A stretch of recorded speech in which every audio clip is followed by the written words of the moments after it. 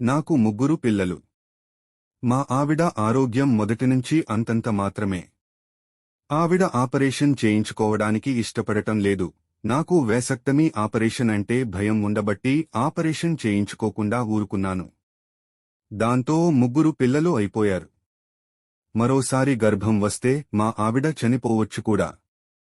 నేను ఆపరేషన్ చేయించుకుంటే నరాల బలహీనత వచ్చి ఎందుకు పనికి రాకుండా పోతానేమోనని భయంగా ఉంది. మగవాడు ఆపరేషన్ చేయించుకుంటే సెక్స్ పరంగానే కాక శారీరకంగా బలహీనం అవుతాడని నాకు తెలిసిన వాళ్లందరూ అంటున్నారు. దాంతో నాకు భయం పట్టుకుంది. ఏం చేయాలో తోచడం లేదు. ఆపరేషన్ లేకుండా గర్భనిరోధక పద్ధతిని జీవితాంతం పాటించడం ఎలా? మగవాళ్లకి చేసే కుటుంబ నియంత్రణ ఆపరేషన్ అయిన వేసెక్టమీ ఆపరేషన్ గురించి మీలో ఉన్న భయాలు అన్నీ అర్థం లేనివే. మీ స్నేహితుడు చెప్పిన మాటలు కూడా అబద్ధాలే. వేసెక్టమీ ఆపరేషన్ చేయించుకుంటే సెక్స్ పరంగా కాని, నరాల పరంగా కాని, శారీరకంగా కాని బలహీనం అవడం ఉండదు. నిర్భయంగా వేసెక్టమీ ఆపరేషన్ చేయించుకోండి.